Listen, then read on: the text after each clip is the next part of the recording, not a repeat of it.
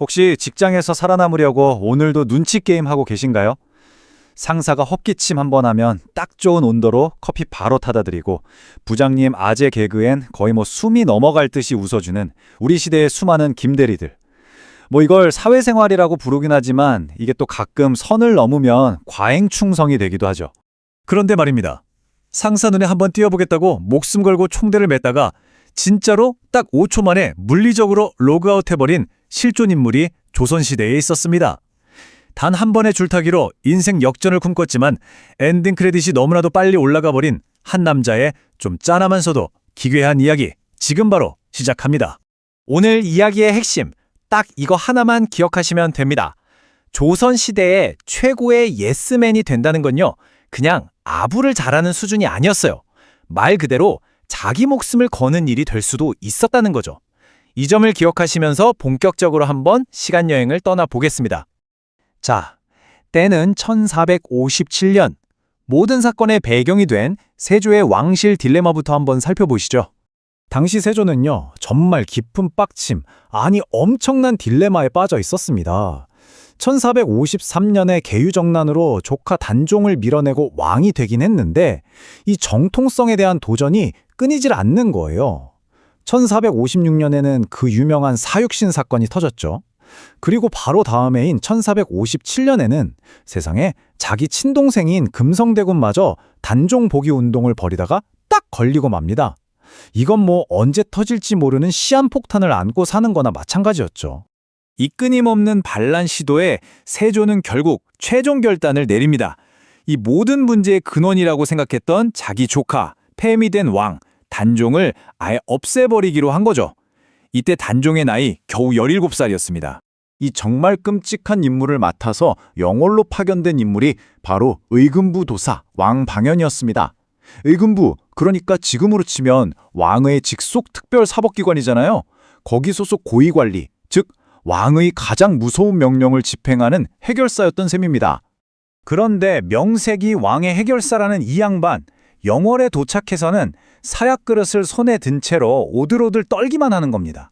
왜냐면 방 안에 있는 사람이 비록 폐위는 됐어도 어제까지 자기가 모시던 왕이었고 게다가 이제 갓 17살 먹은 소년이었으니까요.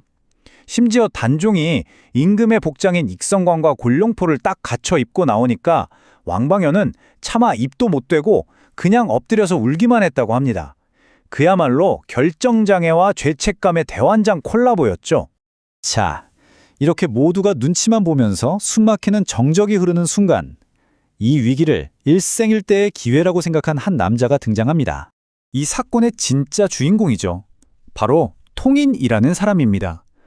오늘날로 치면 관공서에서 잡다한 심부름을 하던 정말 말단 직원에 불과했어요. 이름조차 제대로 기록에 남지 않은 그야말로 조선시대판 김대리였던 셈입니다. 바로 이때 이 통인의 머릿속은 온갖 행복 회로로 풀가동되기 시작합니다. 아니, 저걸 보라고. 저기 한양에서 내려온 높으신 금부도사 나리도 쫄아서 아무것도 못하고 있잖아. 어차피 지금 실세는 세조대왕 아니야. 내가 이 골칫거리를 아주 깔끔하게 처리해주면 이야, 바로 한양으로 초고속 승진하는 거 아니야? 인생 역전 가자! 이런 생각이었겠죠. 모두가 역사적인 명분과 인간적인 도리 사이에서 몸을 사릴 때 이 친구는 과도한 성과주의에 눈이 멀어버린 겁니다. 단족이 혹시라도 사약을 거부할 경우를 대비해서 그는 임금의 목을 조를 튼튼한 활줄까지 직접 챙겨들고 방문 앞으로 다가갑니다. 그리고 마침내 이 이야기의 하이라이트이자 가장 귀괴한 결말, 바로 5초 만에 로그아웃 순간이 다가옵니다.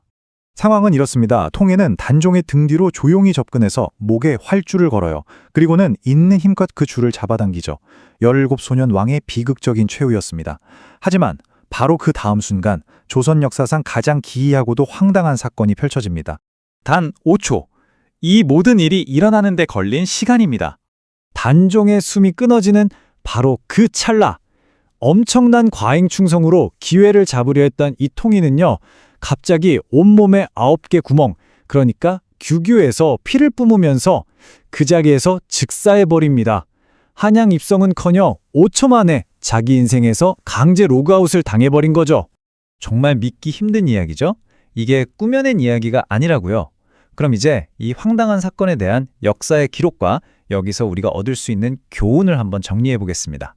이 표를 보시면 정말 흥미롭습니다. 사건 직후에 쓰인 공식 기록, 세조실록에는 단종이 스스로 목을 매 죽었다라고만 아주 건조하게 적혀 있어요. 통인에 대한 이야기는 한 줄도 없죠. 당연히 가해자인 세조 쪽에서 조작을 한 겁니다. 하지만 민간에서 전해지던 야사인 연려수 기순에는 이 통인의 만행이 아주 구체적으로 묘사되어 그리고 무려 242년이라는 시간이 흐른 뒤에 편찬된 숙종실록에서 마침내 왕의 입을 통해 이 사건이 살해였음을 인정하고 그 통인이 즉시 9구멍에서 피를 쏟고 죽었다고 공식적으로 기록합니다. 전설로만 떠돌던 이야기가 팩트로 확인된 순간이었죠. 물론 이걸 현대과학의 눈으로 보면요. 왕을 시해한다는 그 극도의 긴장감과 스트레스가 갑자기 혈압을 터뜨려서 급성 뇌출혈이나 심장마비를 일으켰을 가능성이 매우 큽니다. 하지만 그 시대 사람들은 이걸 명백한 천벌로 받아들였습니다. 어린 임금을 해친 나쁜 놈에게 하늘이 즉각적으로 심판을 내렸다. 이렇게 굳게 믿었던 거죠. 결국 이 귀한 역사 속 사건이 오늘날 우리에게 주는 교훈은 아주 명확합니다. 윗선에서 아무도 책임지기 싫어서 폭탄 돌리기를 할 때 성과에 눈이 멀어서 그거 제가 처리하겠습니다 하고 나서는 순간 그 폭탄은 결국 내 손에서 터지기 마련이라는 겁니다. 조선시대나 지금이나 변하지 않는 진리가 있다면 바로 불합리한 일에 과잉 충성하며 나서다가는 결국 독박 쓰고 5초 만에 로그아웃 당할 수 있다는 것. 오늘 이 이야기가 여러분의 안전한 직장 생활에 작은 뼈 때리는 교훈이 되었으면 좋겠습니다. 한번 주변을 둘러보시죠. 여러분 사무실의 통인은 과연 누구일까요? 혹시 그게 나는 아닐까요?